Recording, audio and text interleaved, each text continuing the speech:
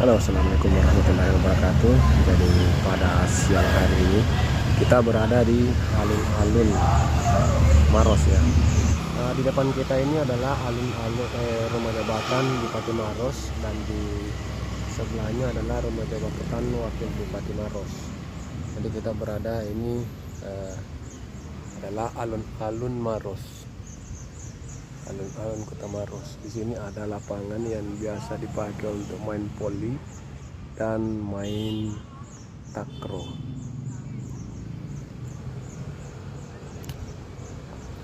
Di depan lapangan ini adalah SMA 1 Maros, dan yang di sebelah sana itu adalah Polres.